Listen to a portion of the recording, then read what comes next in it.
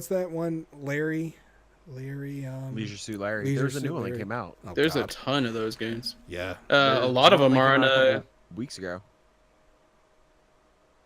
Yeah, I think a couple months, something like 2018. There's one that came out. I'm not I looking think. that up. I remember there was one that came out like 2008, 2009. Yeah, I'm pretty sure something came out this year that was, and it has a dumb fucking title like Larry is back or some shit. Yeah, there's your eyes glowing. Leisure Right? Suit Larry. Wet dreams don't dry. Thank you. Freaking done. So done. Are you recording? Yes, I'm recording. Cool. Hey guys, welcome to Three Best Friends. My name is Mike Towndrow. I am joined by Matthew Wright Hello. and Jacob Palmer. I can't anymore. I'm done. So done. I'm going further in this rabbit hole. Stop. We're not putting this in another episode. This is good. It's a continuation for peek behind the fucking curtain. Oh my god. This is probably not going to air for like another month before like the other one aired. That'll be in 2 weeks. No, because we got a limited edition. Yeah, whatever. Who cares? Oh, they changed the character design. I can't look this up now. I'm not gonna look this up. I'm hosting. I'm not gonna fucking get into this. No. Yeah. It comes out in November 7th. Oh, it's not out yet. No. Oh, wow. Ooh, up for Game of the Year, boy. Guys, I did image search on the guy game. Oh my god. I'm done. I didn't even go there. Everything's How blocked. much does the new Larry game cost? It's on Steam for pre-order for $25. That's too much. You can get most of all the old games though on Good Old Games, All right, GOG.com. here's a game Well, I want. yeah, but here's a game I want us I to want the play. 2018 version. Here's a game I want us to play. I want us to all to download this game called House Party. Don't even like read into. No, I know exactly what game that is. No. It's. I don't know what game that is. I watched Achievement Hunter play this. It's basically you're in this party just trying to get laid, and Oh, great.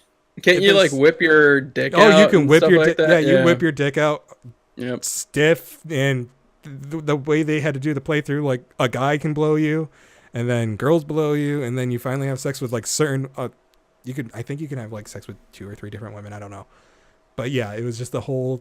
That's the whole game. What It's happened to the ridiculous. days where you were just trying to date pigeons? Nope, it's all about virtually sticking it to someone. The silence made it sound really creepy for audio listeners, by the way. Talk about hateable boyfriend. So Trying to make a joke. the GOG.com store page for Leisure Suit Larry, Magna Cum Laude, Uncut and Uncensored, Yep. came out 2004. Yep. It's $6, Yep. but no one should ever vote on that page again because it has 400 votes.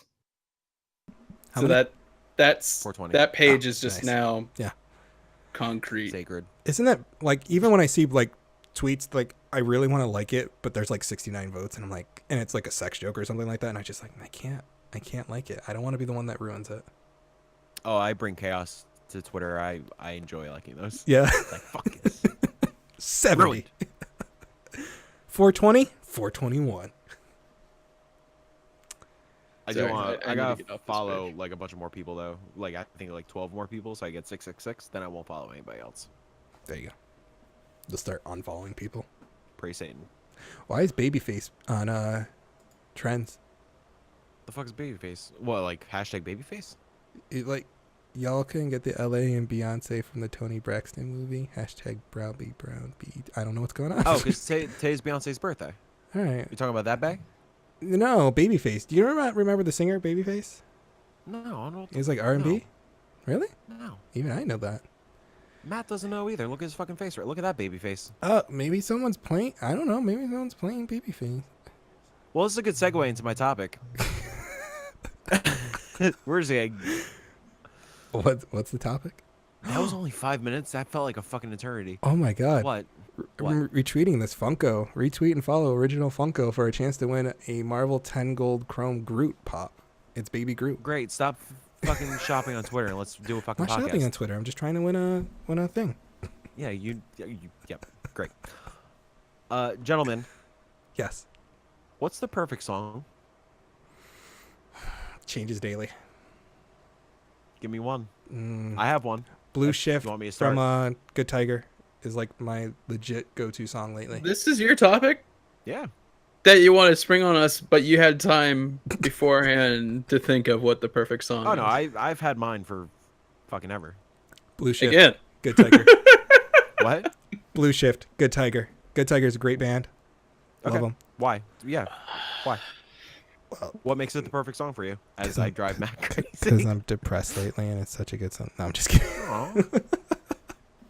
I don't know. It's just like out of their like I've been listening to that album all year long. Like I forgot it came out at the beginning of this year. I forgot that was this year also. Yeah, it was like the very beginning of this year, and so like that's probably my album of the year. Spoiler alerts, but like that's my favorite song from this album, and it's just I don't know why. Let me look up the lyrics for it since this is all sprung up on us. The perfect song comes down to two choices. Wait, Jake's turn first. No, you can go. You can go. You son of a bitch.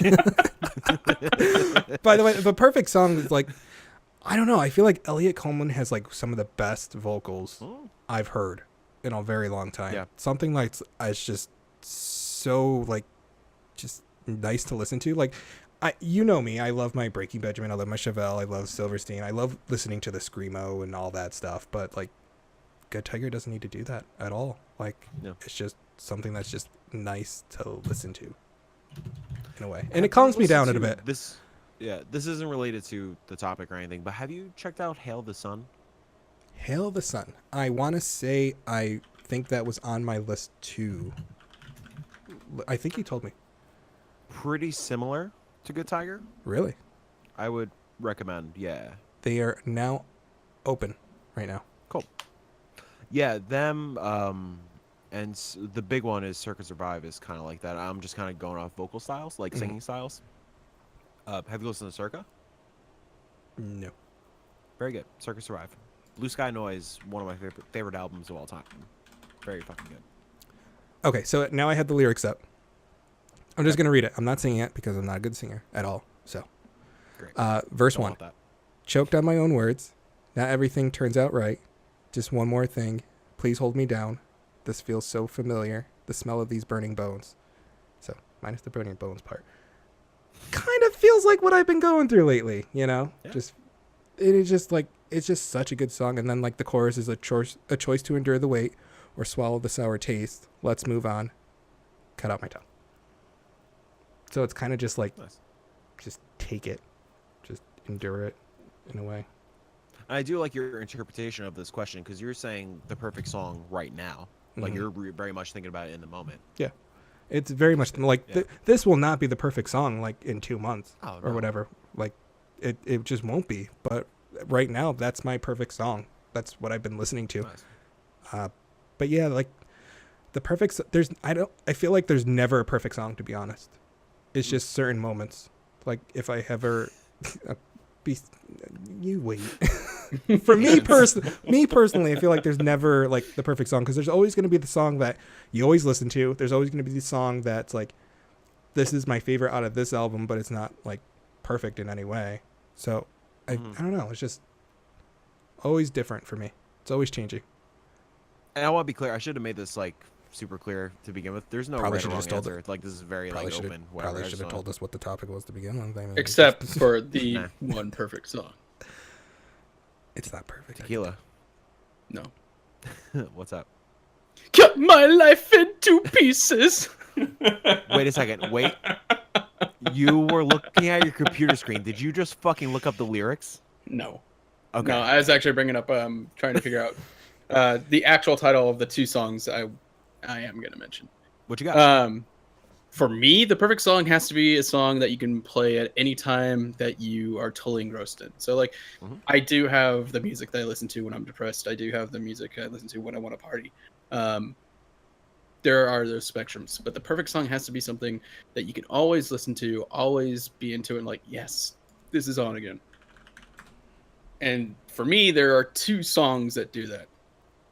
The one more frequent song that shows up is Queen's "Don't Stop Me Now." Fuck yeah. Great slow build up, and just fucking takes off. Love that song. Love karaokeing that song. And the second lesser song that comes on is Wang Chung's "Everybody Have Fun Tonight."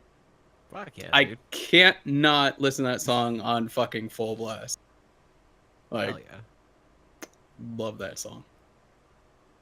So your interpretation of the question is something you can listen to no matter where matter you are what. in life, what you are in life, anytime, anywhere. Play this fucking track, you're Mhm. instantly in a good mood. Play You're ready this to fucking funky music, why more? So, ignoring Jake.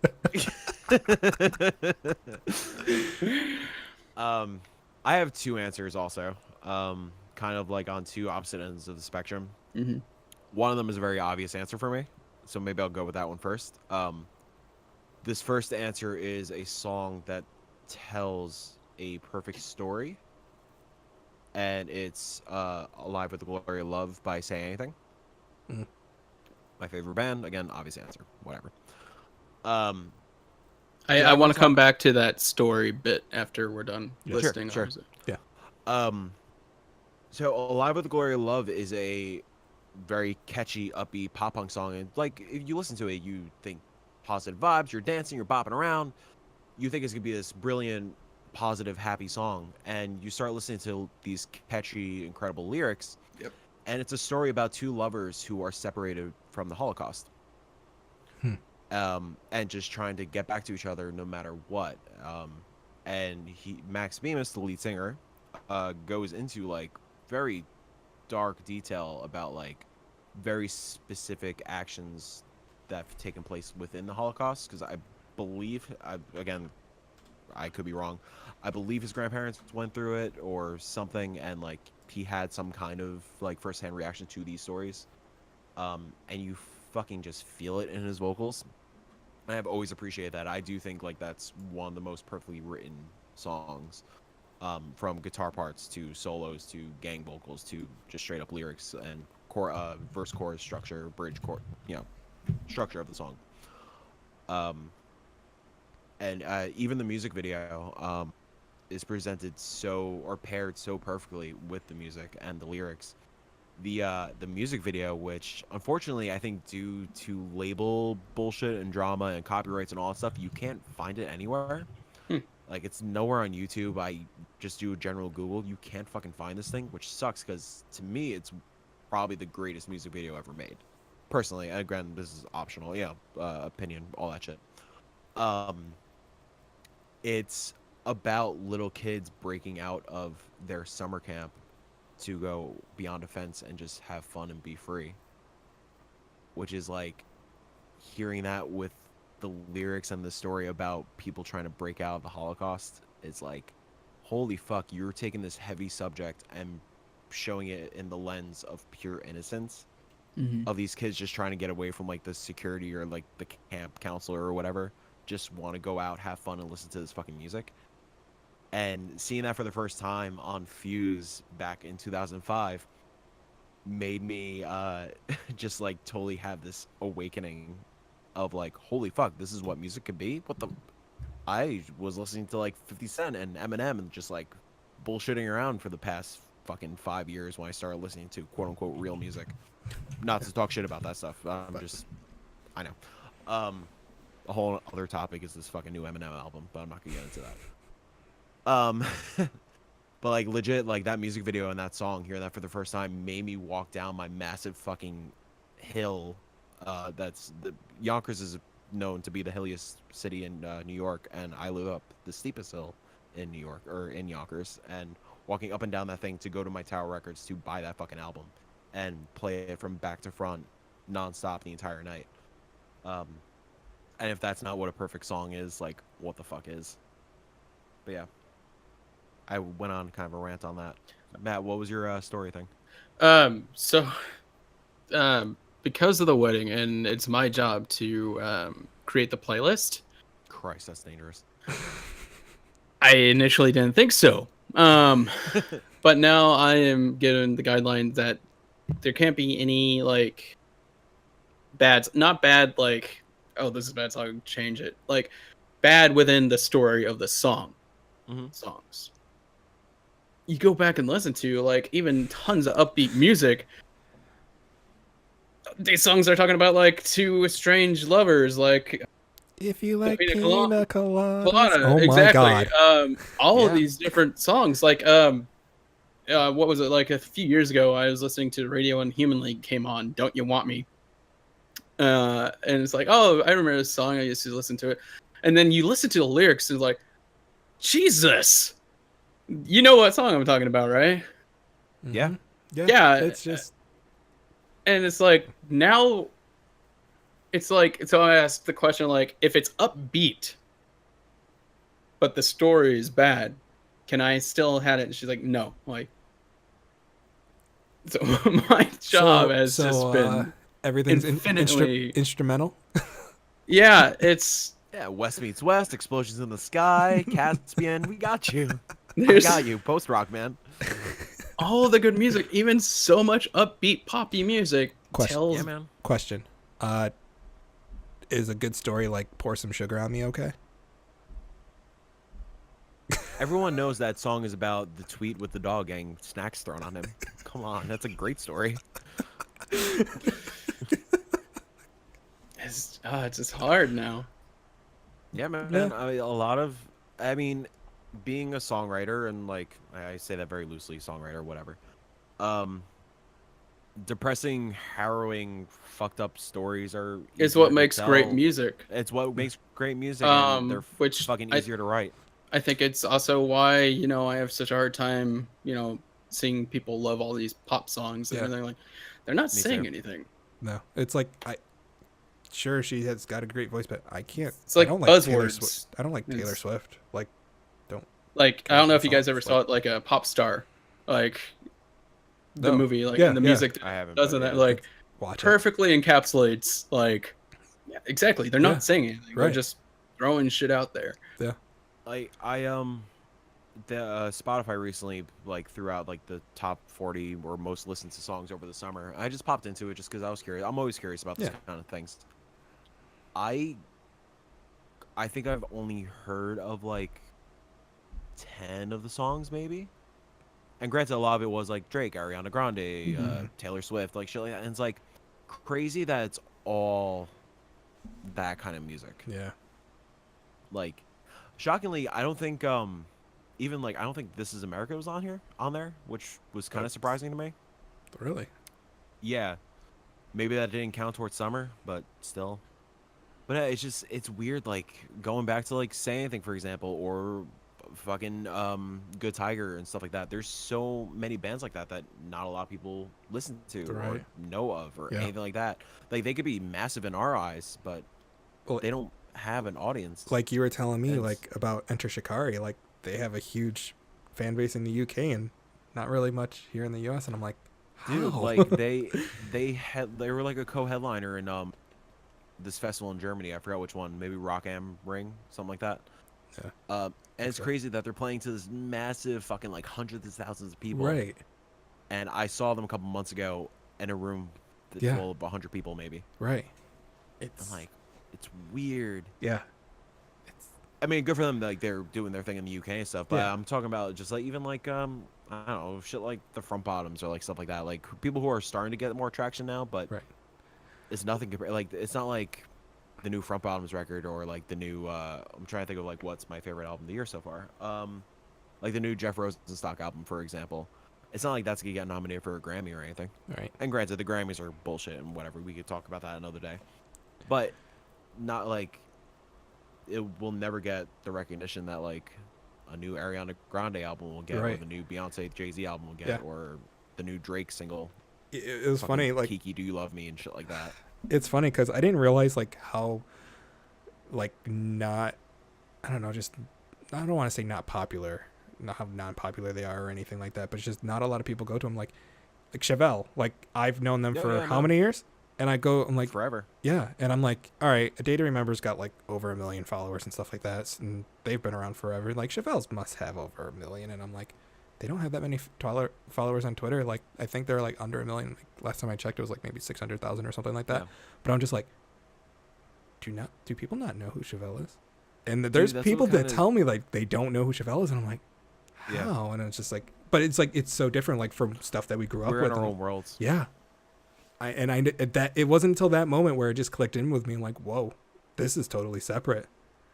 Like, Yeah, which is beautiful that we're all in our own yeah. worlds, because we all also, like, the three of us have massively different music tastes and stuff. I mean, we still like intersect a little bit, obviously, but right. There's overlap, but yeah, there's for sure overlap. But like, my grow up, like in here, there was a huge pop punk scene, or not punk, but punk scene, Yeah. hardcore music, heavy metal, and shit like that. So a lot of my friends were in bands playing that. So I grew up listening to a lot of that, but also, you know, my sisters and stuff like that grew up listening to 80s, 90s grunge, all that crap. Yeah. and just to play devil's advocate, there are plenty of like bands I've listened to that don't sing about anything.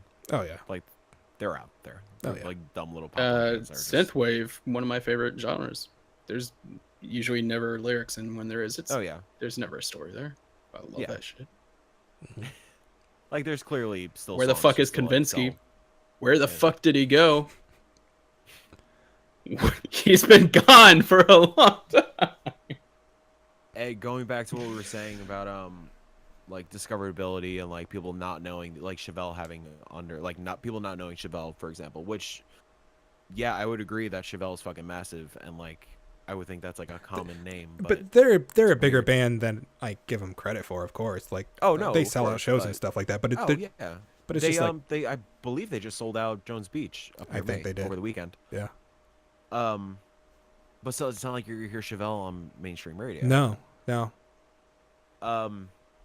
That so going towards like more like my style of music or whatever, that's what scares me about Warped Tour not being a thing anymore, Yeah.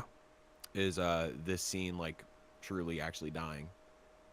And like it's obviously like the Warped Tour scene is like it's been fading anyways, like the Hopeless Records, Epitaph, like not Rise is more metal, but like the Hopeless Records, Epitaph kind of scene, like with these new like poppy punk bands and stuff like that. There's not a lot of bands like that anymore, and they're not that great in my opinion. They have their audience, good for them, all that stuff. They kill it, they work hard, all that stuff. They deserve all the recognition, but I feel like that whole thing is getting a little stale, and for there to not be something like Warped Tour, it's gonna stay stale, which sucks in my opinion. But I mean, luckily it's also there a product are of the bigger problem at large is that fucking music isn't making money anymore. yeah, and it sucks. And I do feel lucky enough to live in like living a half hour outside Manhattan. There is like a beautiful fucking like raw pop punk scene in Brooklyn with bands like Jeff Rosenstock and Chris Farron and their band together and shit like Lawrence Stevenson, like making incredible music with like these heartfelt, incredible fucking guttural lyrics and stories. So people are still doing their thing. They do the thing because they love the thing. Like people like Jeff and Kevin Devine just play random free shows, and if they do charge at the door, it goes straight to charity. Then they just do it because they love it, and we need more acts like that. Yeah. Instead of people like Taylor Swift and Ariana Grande and just people who sell out stadiums. Yeah. I would for say my hundreds and personal, hundreds and hundreds of dollars. my personal grudge is Adele. Yeah, her That's too. me. Yeah. Yeah, and again, not for any listeners who like these artists, like this is just us. We're Yeah, just that's bullshitting, you know, my it's- personal like. Yeah, it's not for us. Like that's I almost what went it to a is. Justin Timberlake concert. nice. I honestly, I would love to fucking see Timberlake. He I puts on- would, but looks it- like he puts on a hell of a fucking show. Yeah, but it's just like, man, 250. Yeah, man, like Yeah. Backstreet Boys is still touring. If they were fucking around here, I'd probably go fucking see the Backstreet Boys. I've seen Bruno Mars before, like before he was like really Right, but- massive. But I've Yeah. seen Katy Perry at a Warped Tour before. That's so weird to hear. Before it was when when I Kissed a Girl like just came out. She was still on Warped Tour, and she was still playing like her older stuff. Like her older stuff is fucking fantastic. If it's still Yeah, online. she It's just- changed her shit. Yeah. It used Yeah. to be like singer songwriter, just her with an acoustic guitar and like a little backing band. It used to be fucking rad. Yeah. Well, no, I mean, she changed her image again. Oh no, I know. It's Yeah. Yeah. Before I forget, there's a band I want you to check out, Mike. Hmm. And maybe you've heard of them. Chunk? No, Captain Chunk. Oh yeah, they're fucking awesome. Oh my god. I just started They listening have to Spotify. yeah, Thank God they for have a Spotify. fantastic cover of All Star. Oh, I haven't listened to that yet. It's very good. All right. Listeners, go check that out. Okay. I need it. My other perfect song is it's more on the technical like studio side of things.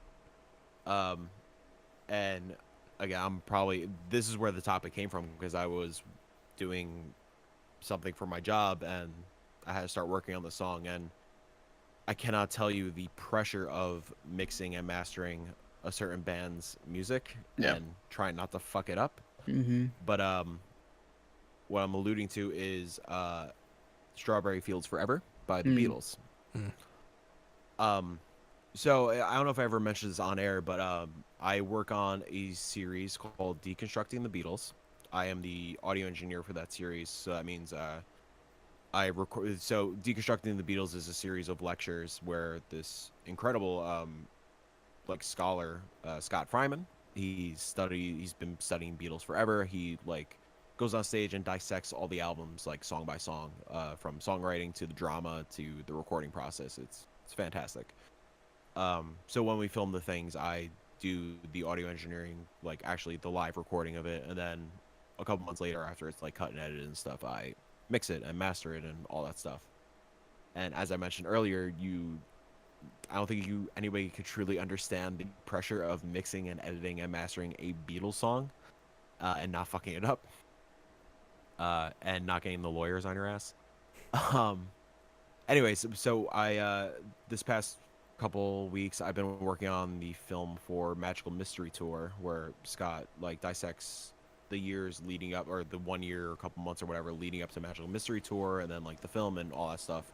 One of the things he was talking about was Strawberry Fields Forever, and like the whole writing process about how John Lennon. This was when like the Beatles kind of disbanded for a while, and Lennon was on vacation, or no, he was on a film set for the first film that he was in, and it's like really incredible that like we were lucky enough to get like the demos of like him like singing the first version of it in the bathroom and stuff, and it's all like all reverby and stuff, and just hearing the initial idea of what that story is just with an acoustic guitar, it's fantastic. But what I'm more alluding to when it comes to like an actual finished product and perfect song, towards the end of the recording of that song, I believe it was take 7 of the song, and I'm about to get incredibly fucking dorky, so I apologize ahead of time. Towards the end of the song, it was take 7. It was in like the key of, I think it was in the key of C, and it was at a very slow tempo. And they finished the song, everybody's in love with it except for one person, and that one person being John Lennon. And John was like, yeah, I'm not crazy about it. Maybe, you know, it needs to be a little more like punchy, and, you know, maybe George Martin, do one of your orchestral arrangements to it. Pin in this for a second. I might be butchering the story. Go watch Deconstructing the Beatles, now in theaters, depending on when this goes out. So George Martin, who is the Beatles producer, he goes in, he does this beautiful orchestral arrangement that you can hear in the final version. And you listen to what's now take 25 of the song, and it's this like crazy, like very driving, like pumped up music. It's a beautiful fucking song. Everybody's thrilled with it except for one person, being John Lennon. And oh, I should have mentioned before this, like to help save some time, the Beatles like just hung out in the studio one night and got a bunch of their friends together in the recording room.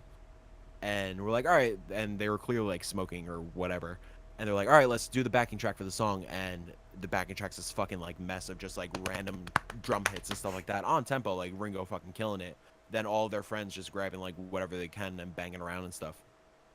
And they go into the studio the next morning. George Martin's like, what the fuck is this? And but sure enough, George, instead of saying like, all right, enough, screw, actually do some work, he ends up using that as a backing track, just like this like weird drum rhythm in the background.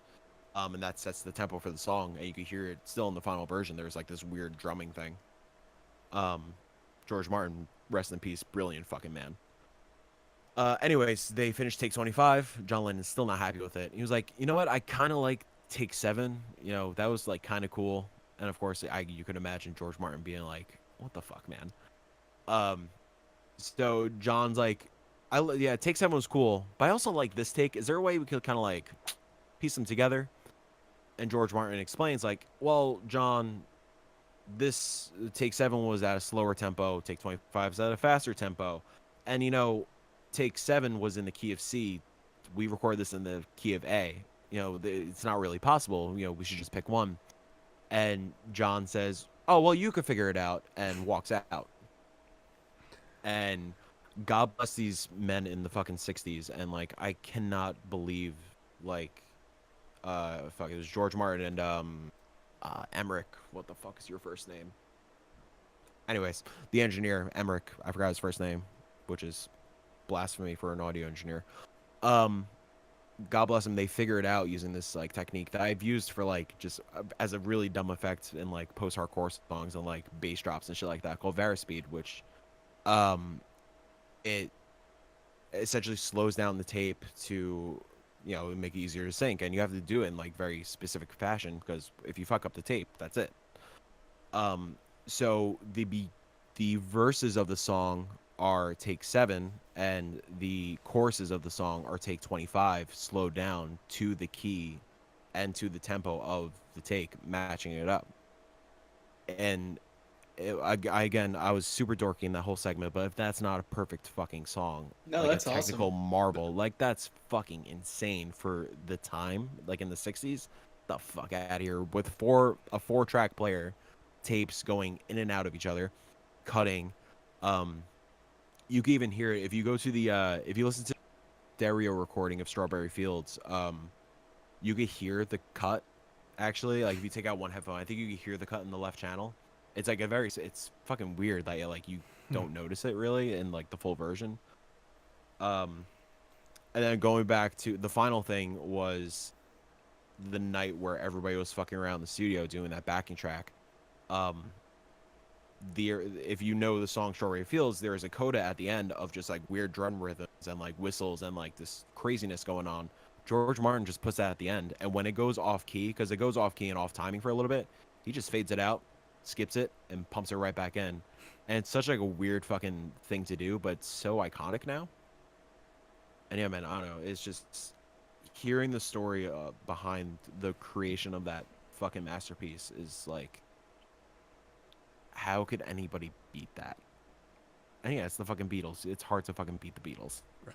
But People are still going to be talking about the Beatles 100 years from now. It's funny. Thank you, 'cause Kanye, for we, giving Paul McCartney his career. Yeah. It's funny you say that, because at the end of we did in the first season we did Sgt. Pepper's, which arguably Sgt. Pepper was the reason that we listen to albums now, not just singles. There was a review that went up saying like, in 10, 20, 50 years, people are still going to be talking about this album. And sure shit, I think this year or last year was the 50th anniversary. People are still talking about Sgt. Pepper. Yeah, that was my long ass second answer for perfect song. That's just awesome to hear, like, Yeah. just the behind the scenes from that, though. yeah.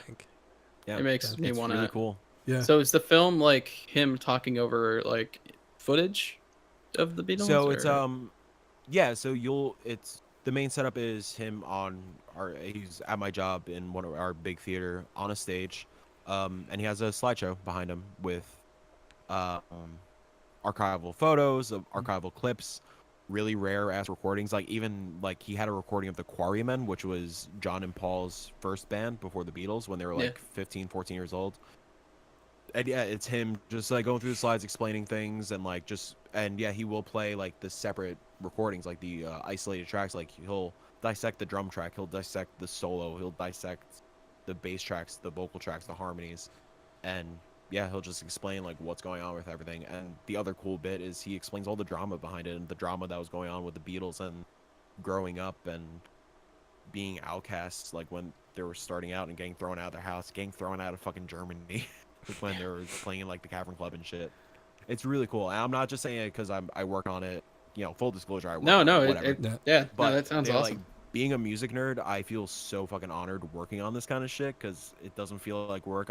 I mix the things, but like when we're recording it, I just sit there and like watch the show.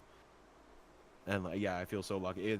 They're genuinely like fascinating films to watch. We have there's 4 of them in the first season, 3 of them in the second season, which I'm currently working on. 2 of them are out right now. The third one will be out probably in October, and then we're filming 2 more in October, which are going to be both Abbey Road. Yeah, which will probably be out sometime in 2019. Nice. They're really cool. Deconstructingthebeatles.com. Plug. Yeah. I get none of the money, so go for it. I need to check it out. Yeah. Hashtag not sponsored. Hashtag not an ad. Well, that was fun. That was a good musical discussion. Yeah. It's been a while since we've done a music-centric episode. Yeah, I'm excited to talk about our album of the years and stuff when we get to that point. Yeah. Oops. No, that's fine. So you think Good Tiger's gonna be your album? I gotta look at what other music came out this year. I mean, Gorillaz is up there, but surprisingly, Panic at the Disco. Like, I didn't know that. Panic at the Disco's fucking up there. Hell yeah, it is. God, it's so good. I just don't know which one's better in my opinion. Like, I know what my number 1 is, but I don't know between 2 and 3 right now. It's a hard one. Have you listened to the new Alkaline Trio album? I forgot about that. That came out. I gotta listen to that. Is it? I think that might be my number 1 right now. Really? Yeah, it's really good. Ooh. This year has been fantastic so far. I didn't think that much music was coming out this year until I like freaking opened up my eyes and oh my god. Yeah, I already know what mine is. I mainly blame you for the music thing though. Well, it's the release of it is new this year. Okay. But it's from 2000. So you probably already know what that is. But yeah. We'll talk about that when we get to the end of the year episode. Great. Whatever. I already spoiled mine. You can't spoil yours. All right, fine. It's Rage Against the Machine at the DNC. Oh, gotcha. That was a good fucking record. Yeah, it is. Yeah. It's funny. I thought the new Say Anything album would be out this year. I thought they were gonna like stealth drop it, but we didn't talk about it on air. Like the whole thing, like him ending Say Anything and like how heartbroken I was, but at the same time it's a good thing and it's very positive. But I fucking thought that album was gonna be out this year and it's out in fucking January. I'm so upset. I'm so salty about that. And like talking about Eminem, I haven't listened to the album yet. I know he sampled a Kingdom Hearts track on one of the songs apparently. And I listened to it a little bit and I don't like what he did with the backdrop of that song. It's just all garbled. There you go. Hell yeah. I have it over there also. Yeah, mine's over there. I don't know. The last Eminem album I listened to, and I still listen to it, is Marshall Mathers LP 2. Because I think that's his best album. But I fell off Eminem for a long time. I didn't listen to Relapse or whatever else was in between Eminem Show and that. So Eminem Show was probably the last thing I listened to. Yeah. Oh no, what was the one after Eminem Show? I don't know. There was Relapse and something else. Encore. Yeah. Encore was the last thing I listened to. I have a soft spot for those albums. I think they're great. They're Yeah, I love Slim Shady Show. Or Slim Shady LP, Marshall Mathers LP, and Eminem Show. And then Marshall Mathers LP 2. I love those 4. Yeah. I fell off the Eminem train for a while. Not purposely or anything. I just didn't. I think I just fell out of that scene. That's I think it's very hit and miss. But I think it was just when I started playing in bands and stuff like that, I just kind of fell out of hip hop. Yeah. When I started dating Kelsey, she was very much into Marshall Mathers too. I listened to some of it. I should go back and listen to it. You should listen to that whole thing. Yeah. Some really good songs on it. I tried, so I gave it an unfair kind of listen on Friday because I was so excited for the new Alkaline Trio album that I didn't listen to the Alkaline Trio album yet. I listened to the Eminem album first. Yeah. I wanted to like, music critic in me wanted to listen to it. I got like halfway through the first track. I was like, I cannot fucking listen to this. I gave it a listen today. I'm still not crazy. I think I'm just over Eminem. He's like overly negative and shit talky and like. Yeah. That's why I I- say you should listen to Marshall Mathers LP front to Yeah. back. One of, if not the final song on there, is fucking emotional as fuck and powerful. Yeah. It's a song he's singing about his mom and everything. See that I like, yeah. But it's like this but one. there's a lot of great songs on that, and that's also why I skip a lot of his albums, because he doesn't really have anything to say. Yeah, it's but just when he it's fucking all does, shit talking, all yelling. Like Mhm. I couldn't fucking do it. Yeah. No. And like whatever, sure. Like the country sucks, and there's a lot to yell about. But I like that. There's yelling about that, and then there's yelling about like Lil Yachty and shit like that. yeah, I don't care fucking about care, that. man. Yeah. And this apparently Machine Gun Kelly is a thing now that like he released something today in response to it. It's like, could we just stop? Like it's. Let's just all fucking- agree, rap music is not as good as it used to be. Unless we're talking about Run the Jewels. Run the Jewels, Doomtree, POS.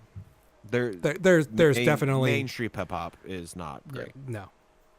There's definitely ones that don't belong in what I just said, of course. But Oh yeah, no. but it's just Main Street.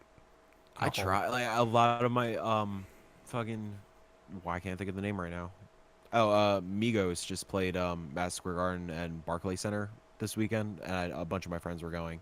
So my Instagram feed was just full of that shit, and I was like, how the fuck do you guys sell out multiple nights of this fucking arena? Like I think they played 2 nights at MSG, both sold out, and 3 nights at Barclays, all 3 sold out. And this is going back to like the right people not getting the recognition they deserve. It's like, Yeah, like This people isn't listening to good. Kesha. yeah, I've seen Kesha twice in the same weekend. You just got the look. I was waiting for Motion City soundtrack at the Bamboozle Festival 2000. All right. There's There a we go. reason. Yeah, there's a reason. It's There very we much go. a reason. Anyways, I could complain about mainstream music all night. I'm Yeah. not going to. Let's not.